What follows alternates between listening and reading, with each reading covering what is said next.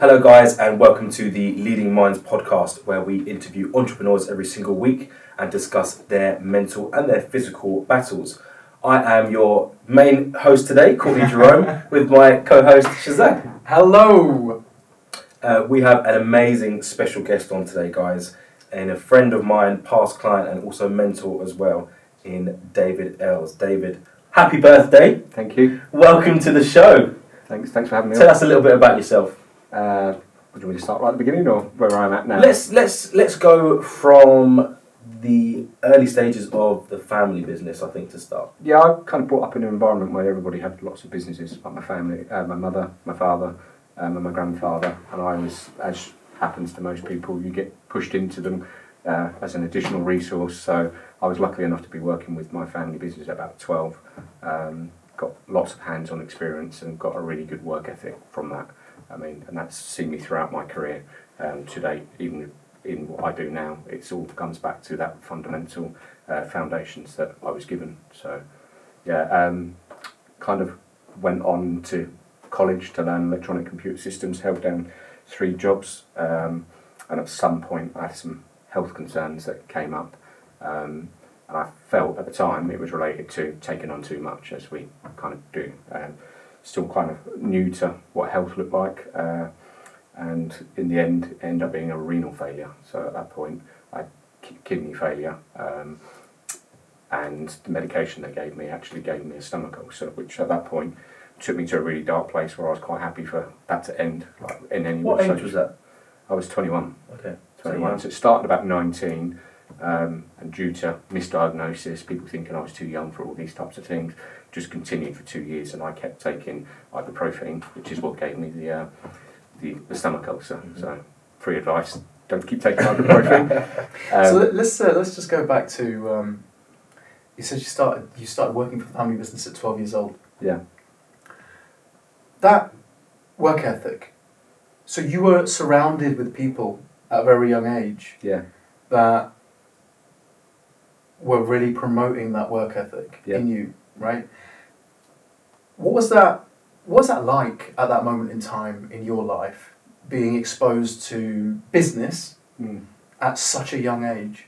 I don't think when you're that young, you don't know any different. I had the same journey with my son where he wants to get involved and he wants to earn a bit of money, and you look at an opportunity and it kind of evolves with everybody around you, so you've got that influence. It's not something that you have to think about too much. Even today, my mum still runs the family business, and she's got a really strong work ethic along with my father, so I don't really see that.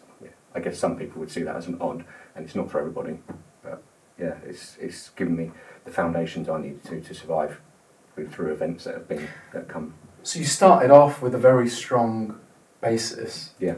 I mean, anybody in business or that gets exposed to business at that young age is always going to have a different outlook on life later on. You touched on, which we're going to go into a lot deeper with your medical issues at that age. Do you think that kind of business, never give up, getting your head in and around everything that's going on, kind of set you up to get through the challenges that you got through? Yeah, I think where I had the opportunity to learn even building and construction work, I took everything apart, whether it was cars, building. It gave me that confidence that even today, if I was to buy a new property, I don't have to sit there and think about getting an architect in and this guy, and I know exactly how to get there, and you build that up over years. Yeah. So, yeah, I think it's been very helpful, not just from business success, but also in resilience in other areas in your personal life. I suppose it's the values that you're taught, like nature versus nurture. That was your upbringing. If David Beckham's kids, their dad's a footballer, so they're probably going to want to play football, right? That's exactly how it is. I think the thing about family business is your motivation is completely different to other people. You go to work for a company, it's about what you can earn and keep. Well, when you work for a family business, it's about the greater good. It's always about that building something for other people, and you get that as a life experience. So that's obviously what's seen me through with everything else that's happened afterwards. It's that generational kind of wealth or entrepreneurship which your dad instilled it into you, and now you're instilling it into your kids, and we hope that they're going to instill it into their kids. So it's all these values being trickled down, and hopefully, I guess the way your dad was taught, he taught you slightly different, and you're going to put your own twist on it, exactly how the same you're going to do it with the kids as well. Yeah, I mean, back in the day it would have been building and mechanical work. Nowadays it's much more more tech, and I'm the shift to that, and then obviously my son's now the follow-on to that. TikTok, Instagram, all of that. So yeah, it's that ethic still behind it all, even though we've changed industries. We've still got those core values of how do we get up, make things happen. You know, I drive through projects. As you know, I took on one of the worst projects in terms of a classic car restoration whilst going through the next phase of my life. And most people, if they see it, they're like, you were nuts when you took it on. And the same with my house. I mean, when I moved into this bungalow, it was dilapidated, and the value of it, people were always talking about the value, but for me, it was never about that. It was building what I wanted to achieve. It was always about that end picture, the end game. So let's kind of paint the picture, of how you got to the point of your first challenges in your life. You touched on it. So, 19 years old, you have this illness. What did your life kind of look like before then? Before that moment and that point? Yeah, my focus was really getting enough money to make ends meet, to pay to get through college, and then the ultimate goal was to build a career out of it.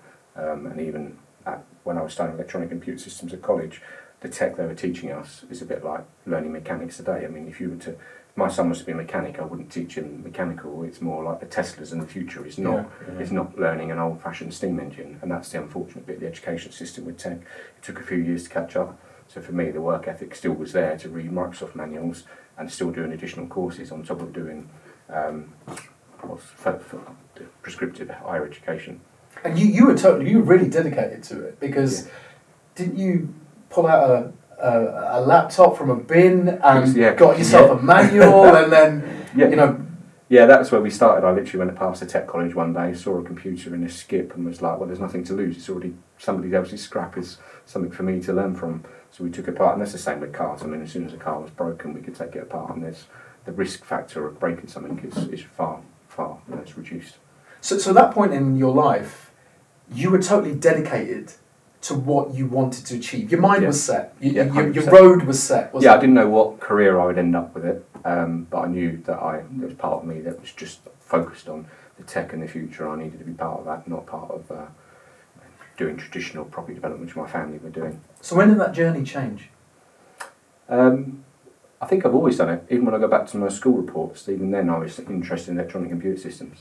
Even in there, I focused quite early on the new tech, and all the careers advice had no idea what I was talking about. You know, they were so far behind. They were like, well, you can go and work for BT, pulling cables. It's like, I'm not sure that's where I'm going in my life, okay.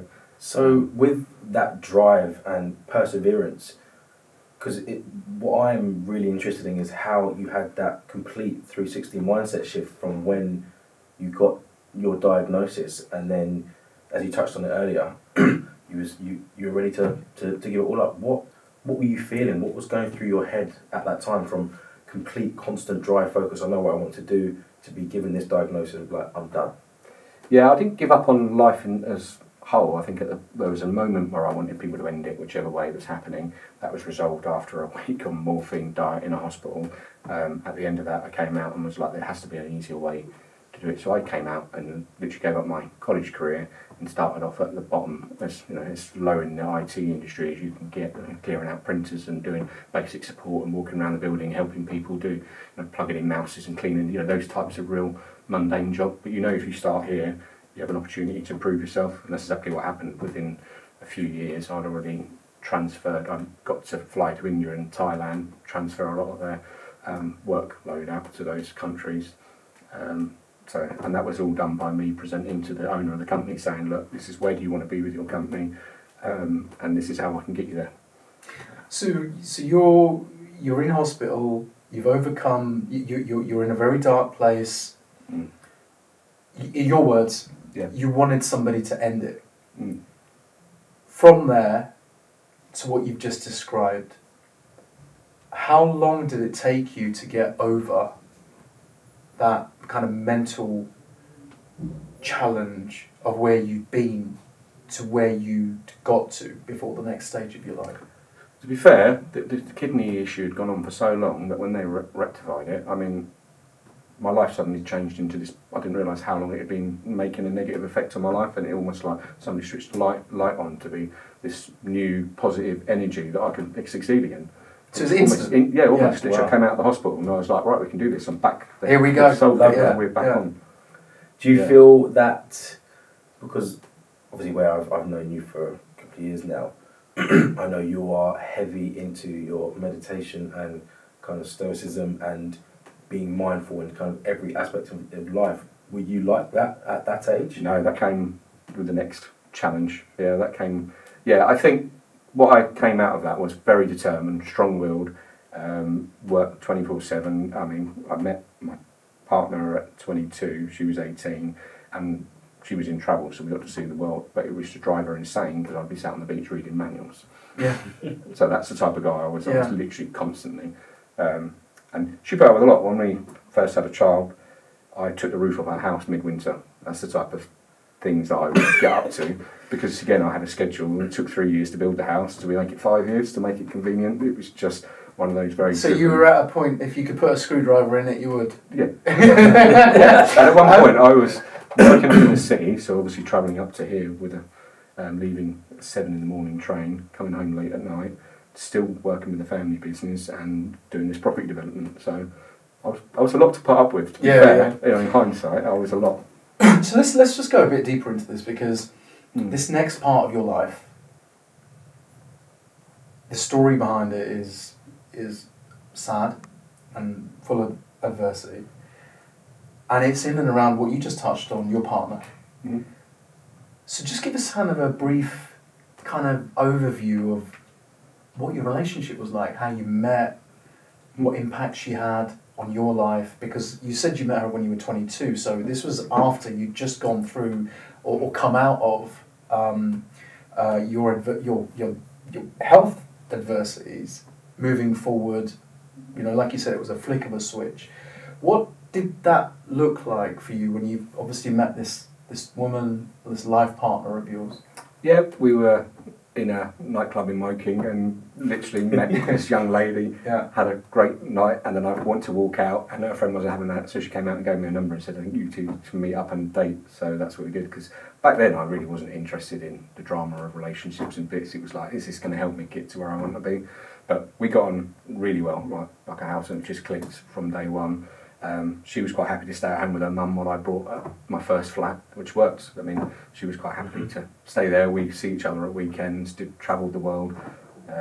We've travelled like 2 or 3 times a year. I'm really, really fortunate. I mean, at the time, I probably didn't recognise it as much, but now I have 2 children that I have to pay for, and it costs thousands. So, where we were at then, it's a real eye-opener to how lucky we were and how much I got to see of the world. She was your soulmate? Yeah, we did. We got to see. Well, she put up with me for starters and everything I got up to, but she could see the vision. I had nothing when I first met her, and she could see the vision of where I wanted to be and supported it. She didn't care for it, but she knew that's who I was. Do you feel she pushed you subconsciously just to be a better person? She was more of the social side of me.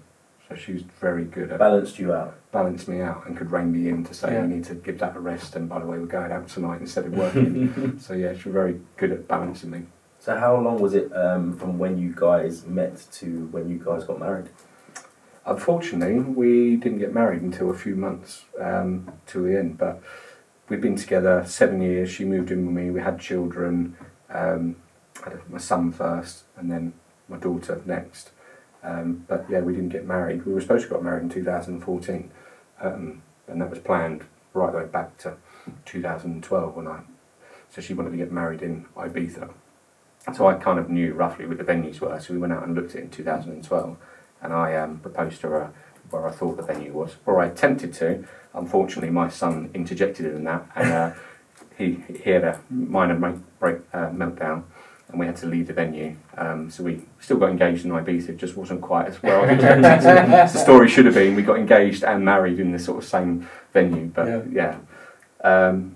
and then she was superstitious, so she wouldn't go back in 2013. Didn't want to get involved in that, but yeah, should have been married in 2014. But due to the circumstances, we ended up getting married in 2013 in the end, in November. So That was So you've painted this picture of you've met your soulmate.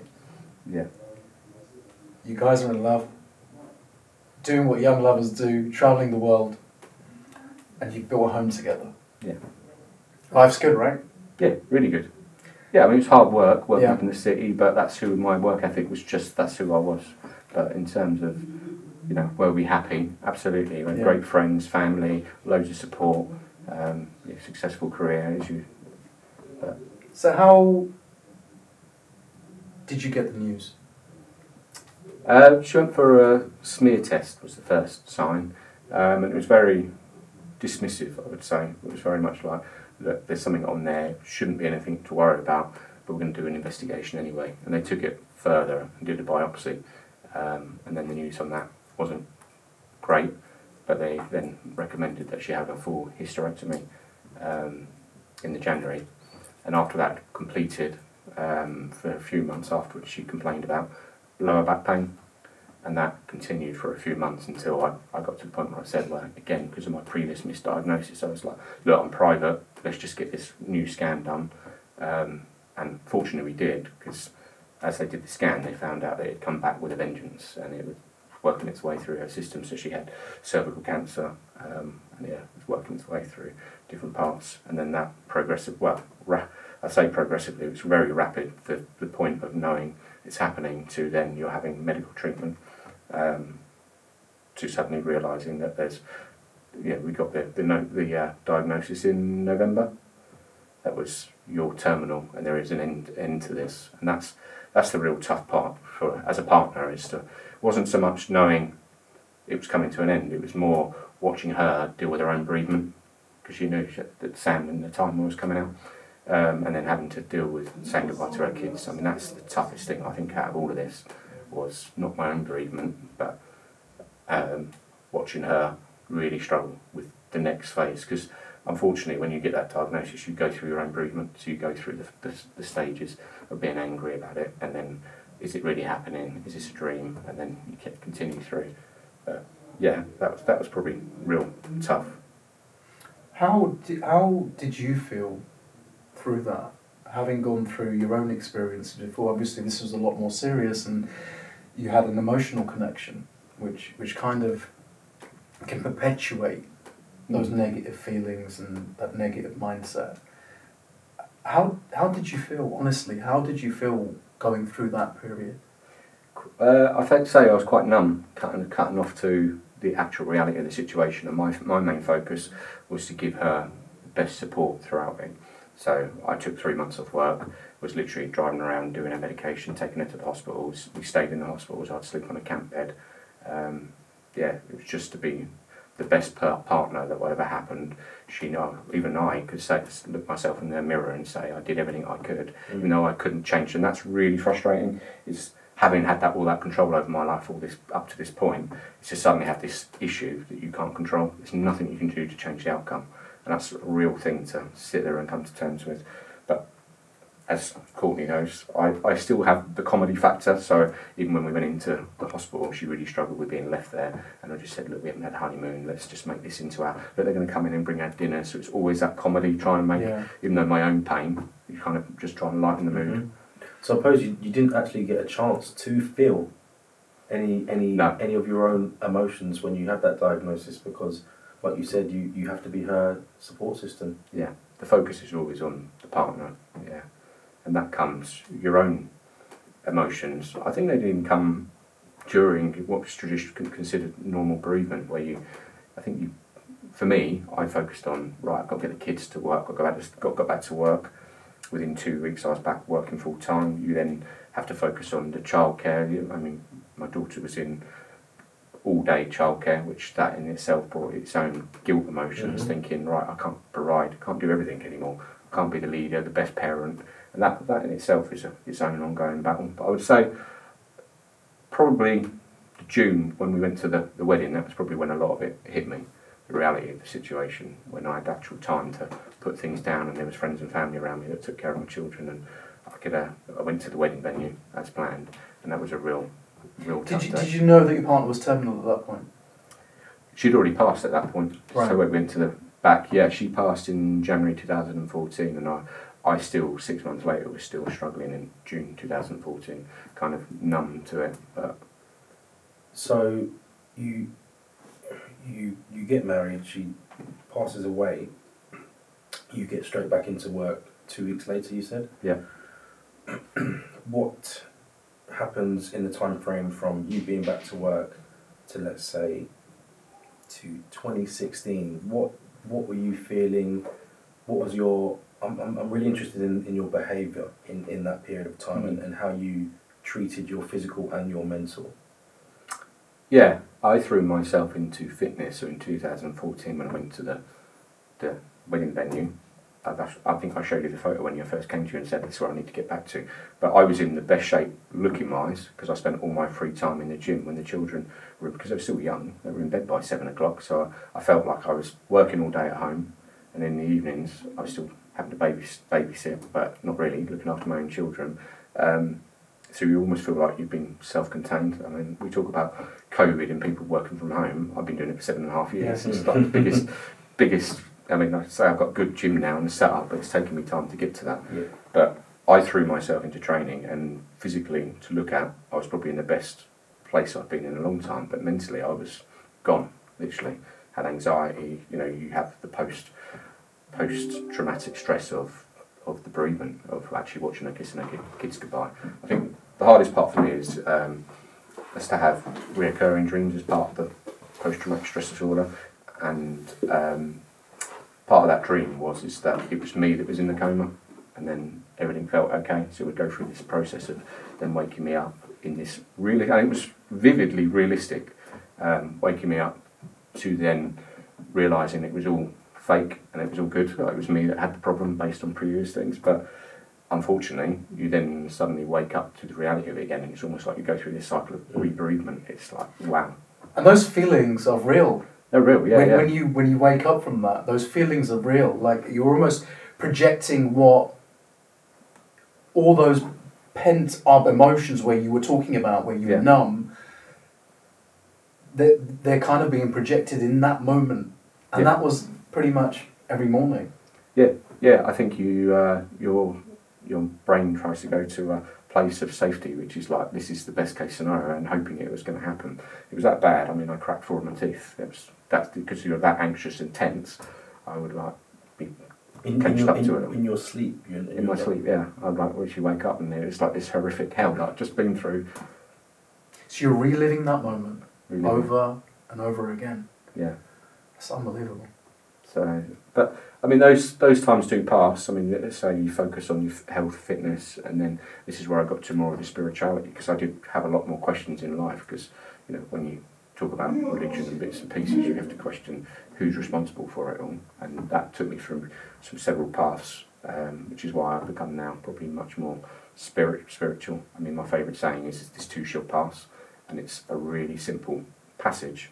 But it's actually talking about, like, when you're going through bad times, just remember they don't last. And when you go through good times, just remember they don't last. So it's about being present and really holding on to it. That's a really, really strong message, actually, because I think we kind of forget that we are. Yeah. The two very, very strong words for me are I am. And we forget that. So the past is gone. We can't do anything about it, right? You're still going to carry those emotions forward with you. They're going to be there, and you've got to manage them. The future hasn't happened yet, so we can't be anxious about it. Yeah. All we are, really, is where we are right now, this second, this moment.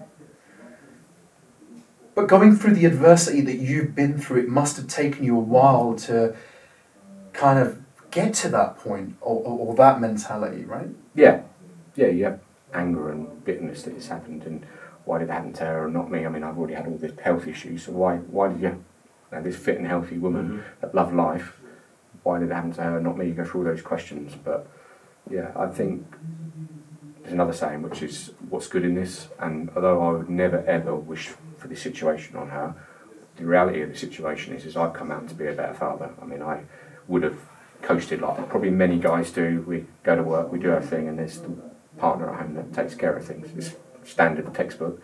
But now I have had to do everything, like an 18-month and a 4-year-old. I mean, I've done everything from nappy changes to reading to school plays to everything that I probably would have skipped some of that. Would you say, in your honest opinion,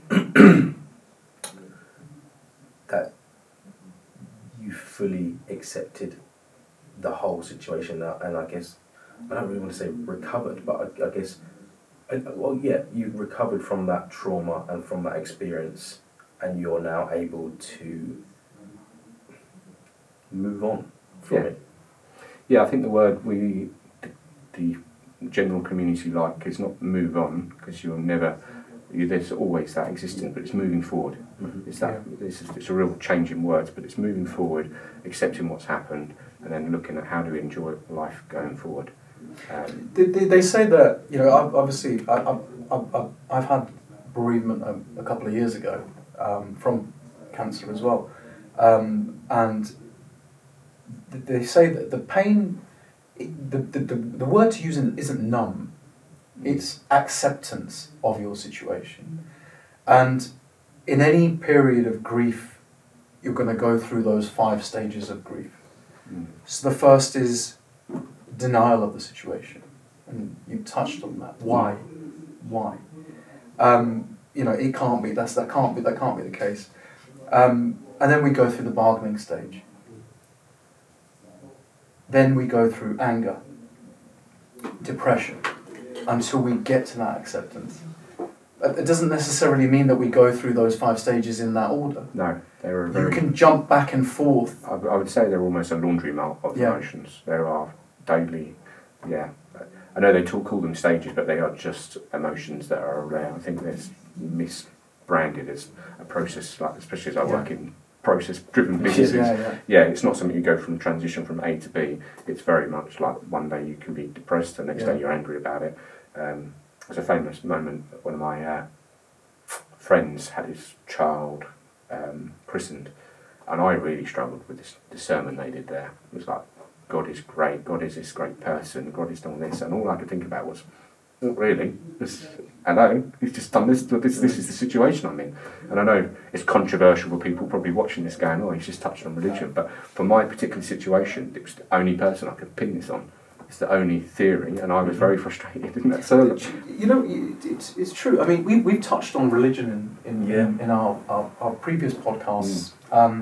And again, we've always said, you know, there's people out there that are agnostic and are going to be are atheists, etc. But I think your individual journey is your own journey, and I think in a lot of people's spirituality, whatever that looks like, plays a massive part in people's journey. I know it has for you, Cole. It has for me. That doesn't necessarily need to look the same for everybody. No. You know? You just touched on something, and let's talk about it. Let's elaborate on it, because it's something that's obviously helped you, right? So you pinned the blame fully on God at that point. Yeah, I would have said at that point. When did that change? I think it's just that you go through that anger stage, which is obviously I was angry at somebody and I didn't know who to pin it on, to acceptance and going, you know, it's part of life and science, it's just one of those things. But at the time, you wanted to, having seen what she went through, there was a real frustration. Because you're Buddhist, right? I'm now following Buddhist texts. Yeah. So, I mean, delve a little, for anyone who's not familiar with that, if we delve deeper into kind of their teachings and their approach to life, because I know a little bit about it, but it fascinates me, so I'd rather an expert describe it. I would say I was a Buddhist expert, but I would say there's some really good teachings out there about, and again, it goes back to that living in the moment and living in today, and, you know, they don't even disclaim, or in some sectors they don't disclaim other gods. It's just about, we don't know what's going to happen until we get there, so why worry about it? And that's an amazing thing for me. It's like actually living today, regardless of other people's opinions. It's the key driving factor for me every day now with the children and having opportunities and being, when we did our training together, we talk about daily gratitude, and that's an amazing, powerful topic. I think some people probably don't realise how beneficial that is to mental health and realising how lucky we are to be here. It can change, and it does change lives. It's interesting because Shazad spoke on our introduction podcast, about how the flip side of things is that religion was one of the main driving factors that saved him. You know, so I find it very interesting on both sides of the coin that you wanted. Because would you say you was you going to church every single Sunday? Was you really religious? No, but I was born Church of England and kind of followed the path. So you've not a heavy. You've had some of the teachings and you thought, you know what, I want to blame it on someone, and so that was your go-to. And it's funny because your story, it's like he saved you instead. So I love that. I think it's how you interpret whatever teachings you are taught. One thing that you mentioned to me is that everyone's, and you've mentioned already, is that everyone's experience of it is different. Like when Rio Ferdinand's wife died and people were blowing your phone up saying, why did he say this? Why did it's interesting if you could go into that. Yeah, people's journeys are all different, and they asked me how Rio would feel, and I was like, I have no idea, because only Rio can tell you how he feels. That's the key issue for anybody. I mean, I can tell you some of the challenges that we as a group overall have faced, but I can't tell you how an individual is feeling at any one point in time. You're on your own journey. Yeah. You know, a lot of the time, I mean, what we're talking about today, we're talking about external factors that impact your life and adversity and coming out of those issues. There's going to be people out there that are probably a few steps behind you on your journey that are struggling. The thing about spirituality is it is subjective. You know, it's whatever fills that void inside of you. You know, and I think it's very important to find. First of all, acknowledge what that void is, that it's there, and accept it. And then, if spirituality is the path that you want to go down, because you talk about spirituality, but then you also talk about this fitness journey, right? So you've kind of been looking around to fill that void with different things until you got to that point to say, spiritually, I'm at peace now. Does that make sense? Yep. Yeah, I would agree. So, I think when it comes to religion and spirituality, you know, it's each to their own. It's what feels good for you. I mean, you're obviously you touched on Buddhism. I'm a Muslim. We had Dina on a few podcasts ago who said exactly the same thing, and she follows Sikhism. It's what resonates with you at that moment in time. You know, to know that there is an entity out there. I mean, for me, I follow Sufism, and it kind of brings you back into a state of love is around us, the world is love, God is love. And that feeling of love for things around us or a higher entity, I think we've lost that in a society where we're constantly chasing to be better than somebody else or not being satisfied in what we have right now, this moment, this second, linking back to the I am. Do you know what I mean? It's something that I said to David on the way here. We was waiting at Marks and Spencer's, and I went in to get some food, and the woman at the bakery, I was saying hello to her, and because me and David we say hello to everyone, and I said, how are you? He was like, are you alright? She's like, yeah, I'm alright. I was like, why are you not great? She's like, no, I am great actually. Yeah. She's like, how are you? And I was like, I'm breathing, I'm alive, I'm blessed. That's it. And then we were speaking, I was like, how nice is it just to be nice and then give it out there and then to receive it back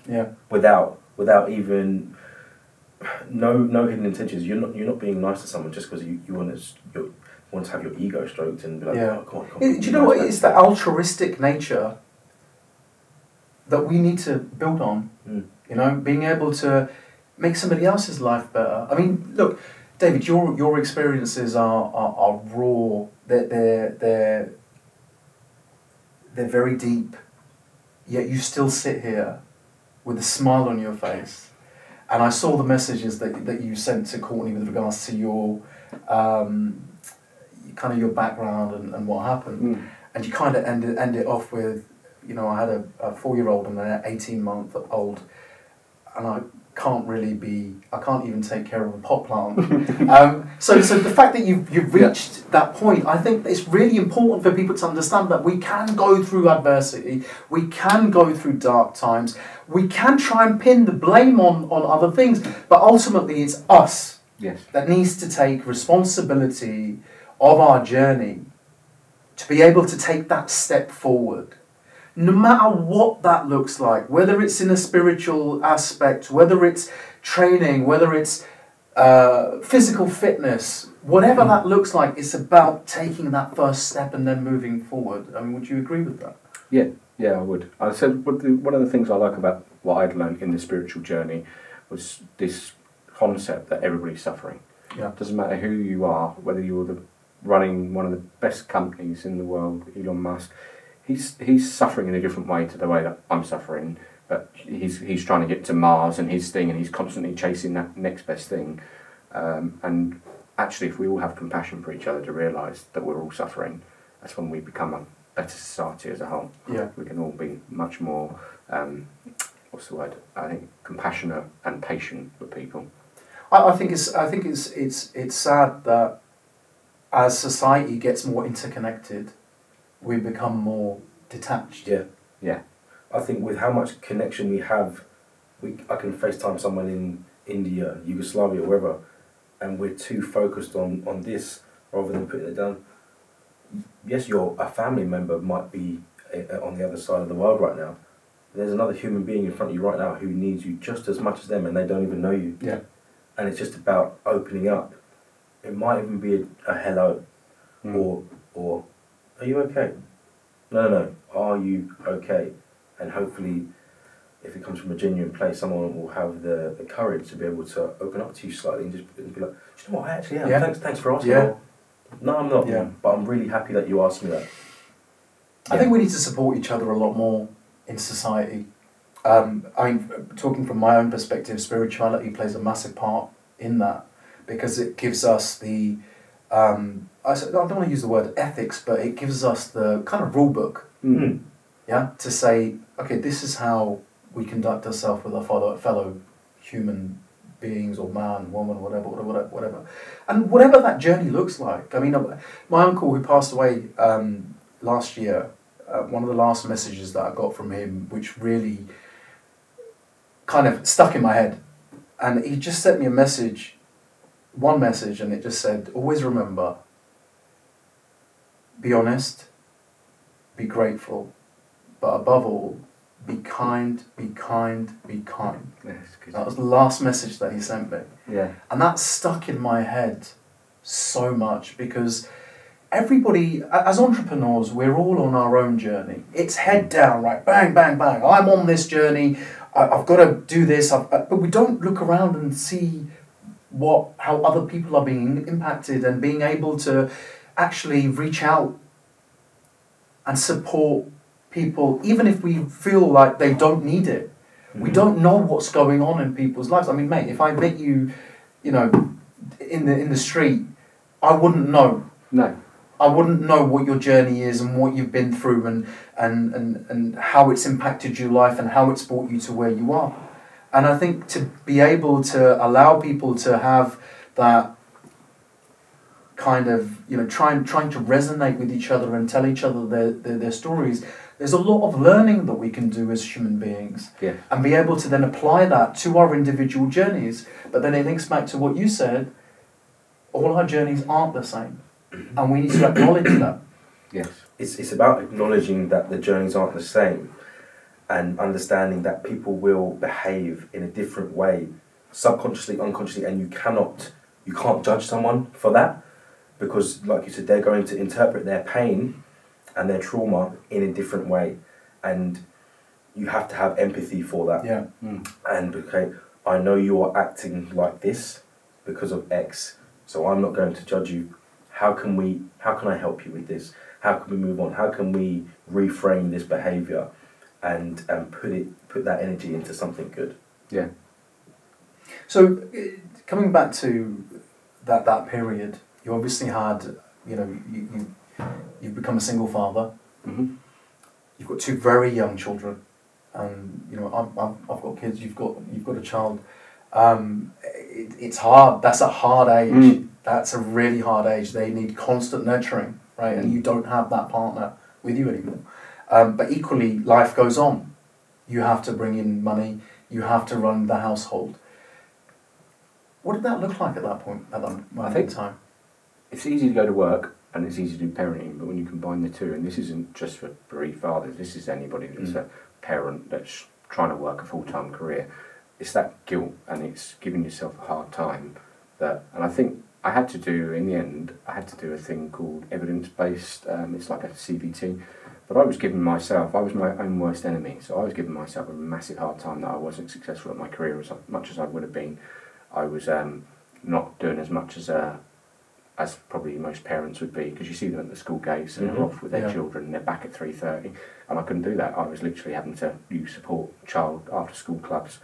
But the evidence-based theory is great, because what you do is you write down your emotions and how you feel, what you feel you're failing, where you feel you're failing at, and then I wrote down evidence for it and evidence against it, and then it was only when I finished writing the evidence for it, which is very little, they were just emotion-based, versus the evidence against it, which was my son was thriving, he was like 4 years ahead of his game, I was still getting promoted at work. It was like, it hit me literally at the end of it going, what you're trying to do is be successful at 20 different plates. Why don't you just focus on the 10 core ones in the room?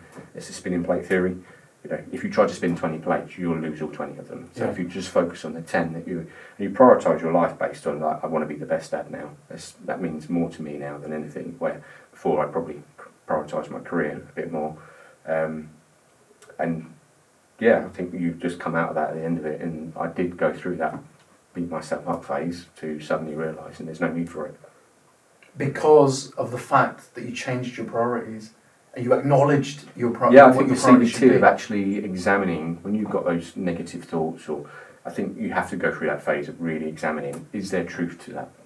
And you'll probably find most people give themselves much harder. If their inner voice is probably their worst enemy. Do you know, this is such a brilliant point. This is such a brilliant point, because if we imagine, you know, a lot of the people that are watching this are in that negative place right now, and it's very easy to have negative thoughts. It's a lot easier to have negative thoughts than positive thoughts. I don't know what it is about human nature that allows us to accept negativity a lot more than be able to acknowledge in ourselves that we're actually good at something, or that there is positivity in our lives. Do you know what I mean? And to be able to sit back and assess exactly where we're at is such an important part of moving forward and recovery, that it's kind of, we don't talk about first steps. That is kind of the first steps that we need to take to be able to move forward, is to acknowledge and accept exactly where we're at, and to write it down. I think the power of pen and paper is immense, and we've become detached from that. The power of taking a pen and a piece of paper and just writing down exactly what you said, writing down priorities, writing down actually where do you want to go and what do you want your life to look like, is important. It is. I think you touched on, I don't know which, on your previous podcast, you touched on going to get help. And I did. I went and got a clinical psychologist, and I sat down with this gentleman, and what I thought I went in there for, he listened to my story and went through it all with me and went, I thought I was holding on to bereavement and past issues.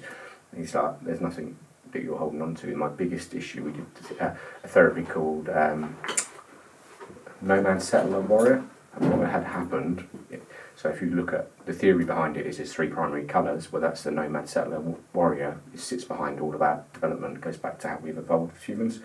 And what I'd allowed to happen, obviously due to the circumstances, was my warrior was taken over, as in I need to protect my house. My settler was the family part of it, and the nomad, which is the fun part of me, was being pushed to not actually be able to take. So I worked on that. I mean, Courtney, when you first sent me a text, when I signed up to the registration, your first text to me, you didn't sign it off with your name. So I responded with a comedy thing, so is this about my gum clinic appointment? Because he said, can we set up a consultation? I said, is this about my gum clinic? The spots are really bad. Because, again, the comedy, I'd recognised it was a problem, and I needed to focus back on allowing that part of me back into the room. So, yeah, I would recommend. It's like we talk about back in probably my parents' age, massages and things were a bit out there. And now we're still talking about mental health issues as being, is it something we can talk about? I mean, even if I'd gone in there, spent the money, and he said there was nothing wrong with me, what was the negative effect? What was the worst thing that could happen? Yeah, exactly. I think it's crazy that it's still a taboo subject, even though it's so out there and in your face these days. Mental Health Month, Mental Health Week, just all these different initiatives that companies have started and have implemented into their workplace, yet still people are too, I want to say scared. Do you know what my opinion is that we're afraid to acknowledge. Yeah. We're afraid to acknowledge the fact because there is still a massive stigma about mental health. Yeah. And you said this a few podcasts ago. You said, well, if it's not physically visible, if it's not physical and you can't see it, we kind of think it doesn't exist. Mm-hmm. Yeah, you know what I mean? Without sticking, I think the male population is probably worse at it because we have those terms like man up and those types of things.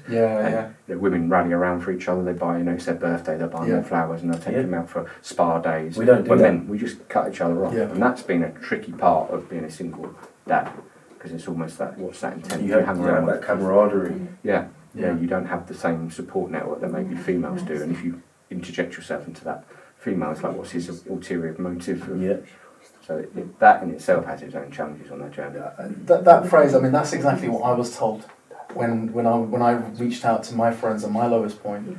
Is, man, you've got nothing to be depressed about. And when you're told that, you question yourself because you're like, well, really? Then why do I feel like this? And it comes back to the fact that it comes back to the fact that we don't acknowledge it, we don't talk about it. There's not a conversation about it, and this is exactly what we're trying to do: is start that conversation so that people feel comfortable to be able to come, to reach out, to listen to stories, to be as open and candid as you've been today, so that it resonates with people to be able to take that first step. There's no shame in it. No. There's no shame in feeling low. It's okay not to be okay, and it really is. Yeah.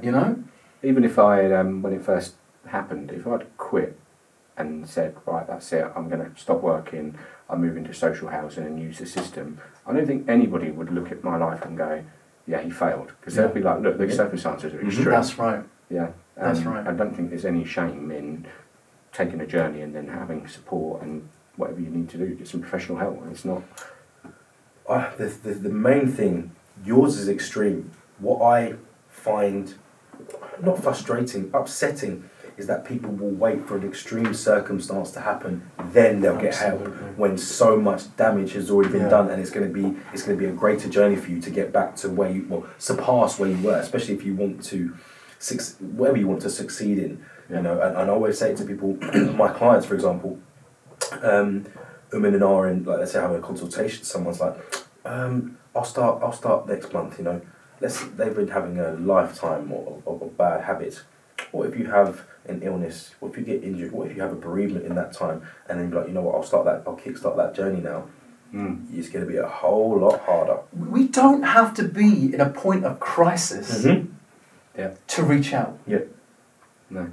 Even, a lot of the time you might have negative emotions and negative thoughts and you kind of brush it to the side and you think, just because I'm down, it's because I'm feeling demotivated, it's because of this. We're always blaming something else, external, about how we feel. We never acknowledge the internal of actually this could be leading to something. And I think even at that point of, if you're not feeling right, you're not feeling okay, reach out. Say it. Or take a step forward, whatever that looks like. Like how we've just discussed earlier on, whether it's spirituality, whether it's meditation, whether it's physical fitness, whether it's reframing, reprogramming, therapy, you know what I mean? And that's it. You're not fit. You're feeling a certain way. You're not sure why. Okay, cool. I'm going to do something which I know makes me feel better. You go do that thing. Yeah. Oh, I'm still not feeling quite okay. Let me do the other. Let me meditate. This may be deeper. And then, like you said, right, let's go get that professional help. Mm. Yeah, exactly. So your kids are now grown up, Yes. and you've been a 12-year-old solid figure within their lives. What does family life and work life look like at the moment? So my career has continued, and I'm now in a job role I love. I mean, literally, we're doing hackathons. It's quite cool and fun. We're running on the global economy. I mean, the technology stacks that we're putting in is literally underpinning the financial industry overall. And I get to, just launched yesterday a student edition of what we're doing. So it's going out to colleges and universities and helping them look at the future and saying, how do we improve some of, it's called write the code and right the wrong, but how do we fix some of the social issues? So from a career perspective, I'm still really enjoying it. I mean, it gets a lot of input beyond just salary. I mean, I get a lot of good feelings from achieving things. My children, they're thriving. I mean, they're 9 and 12. He's at senior school, and he's enjoying football, doing almost a normal family life, except for I'm still a single parent, but that's how it is. I mean, it's got easier as they've got older as well. So it's when they're really young, they're fully dependent on you, and you're sort of, as I said before, stuck inside four walls, and the chances of getting out is quite slim. I mean, I could pay a babysitter to go to the gym, and that was probably the highlight of my week. Yeah. Where by now, I can leave him for an hour or so and go to the gym without having to figure out when my babysitter can come. So it's kind of 6-7 years now? 7.5 years. 7.5 years. Do you still have your negative moments? No. The only issues I've had is moving on, and it's not a situation that's for everybody. A lot of people I've met can't get past the fact that I have no negativity towards her or her family because they did nothing wrong. So obviously now in your later life, since your wife has passed, now I wanted to touch on this earlier. What is your approach when dealing with women now, potential women coming into your life, and how you have to approach that, and you have to think of your kids first, really? Yeah, the priority is really around making sure they're the right fit. I mean, I've dated somebody in the past and went to put flowers on Mother's Day, and it was horrific, the backlash that came from that.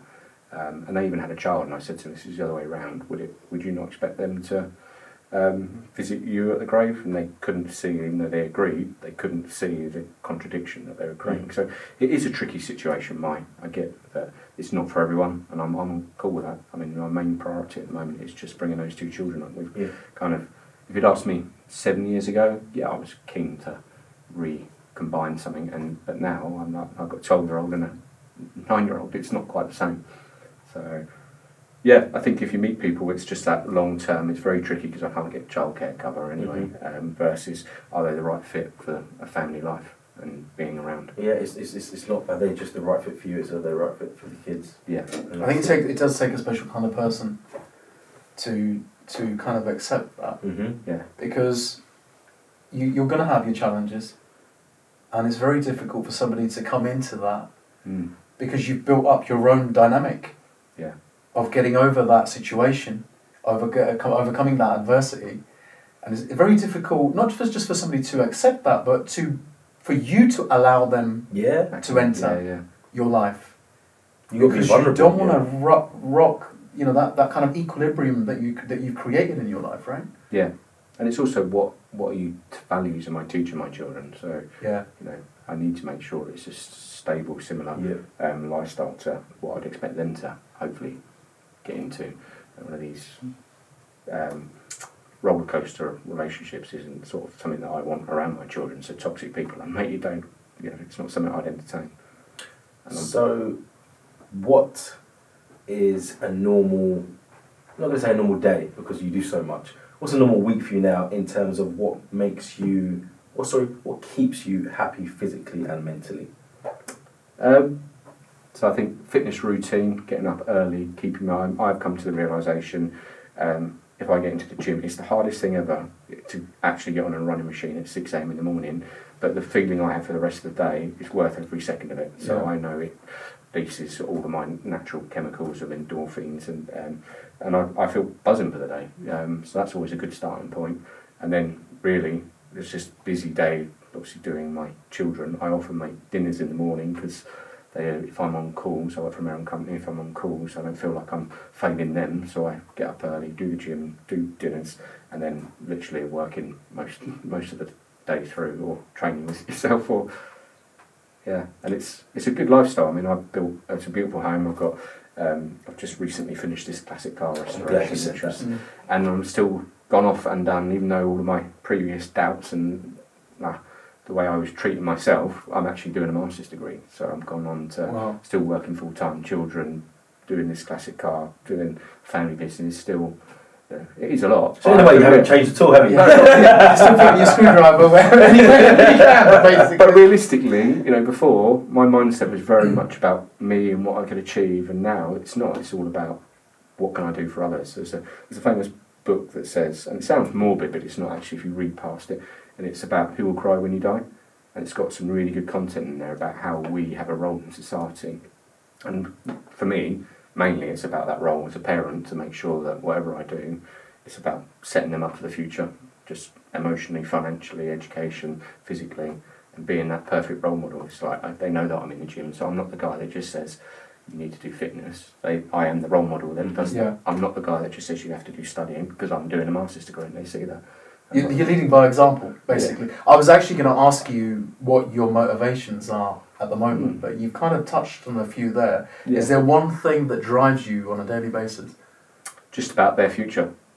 People say to me, when I get older I want to die happy, and I say that's the biggest mistake, because actually that's talking about a future state of happiness. The actual state of happiness is today. So I don't want to die happy. I want to be happy from this point onwards to that point. Yeah. And if I can then focus all of my energies into making their future happy, then that's really my goal as a father. Yeah, no, that makes total sense. I mean, we've always said about taking small steps forward every day, accepting where we are right now, and then taking small steps forward, whatever that looks like, as long as you're constantly moving forward. And I think that's a really important lesson. Yeah. Is that something you apply to your life? Yeah, I think if you're trying to win, if I focused on just when Courtney and I worked together, he understood that I had a busy lifestyle. If I wanted to get a men's health body, yeah, we could, but what am I giving up?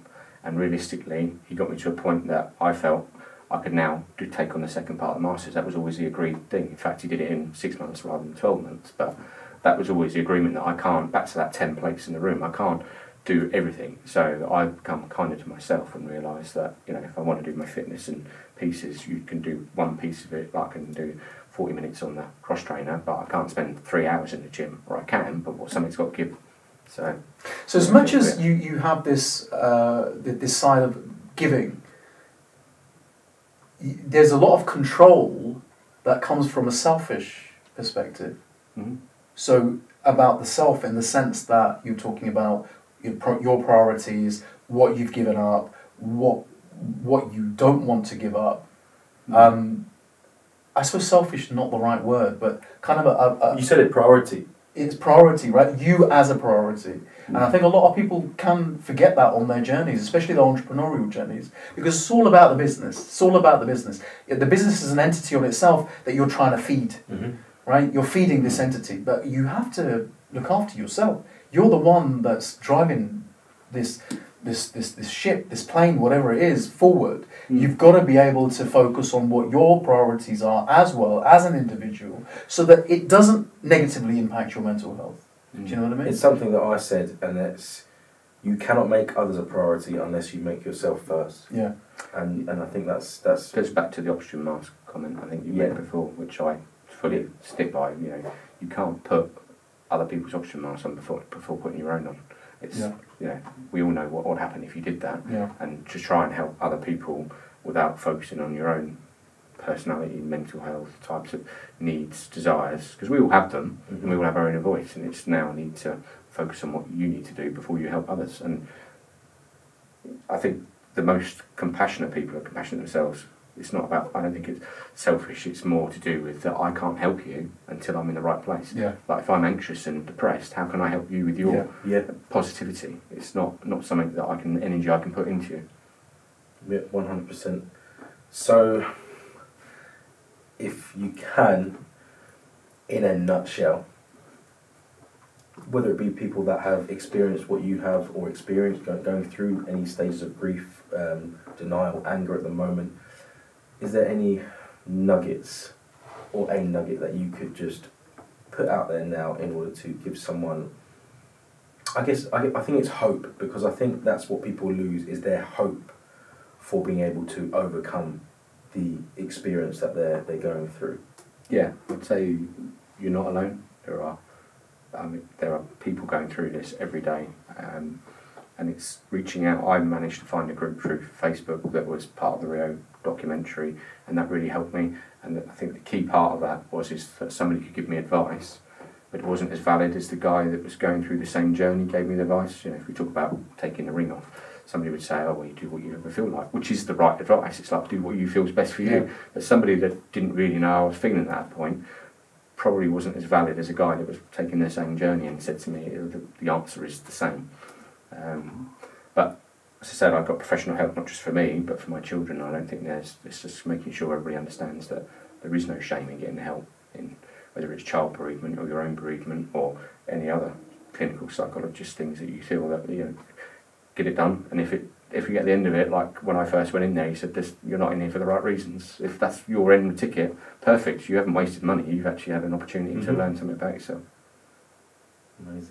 Amazing. Well, David, thank you so much for coming on the show and sharing your story. Again, happy birthday. We're sorry that we've dragged you in here today. No, this is your main birthday present, just so you know. Yeah, that's it. But guys, this has been episode 6 of the Leading Minds podcast, and that was the art of never giving up.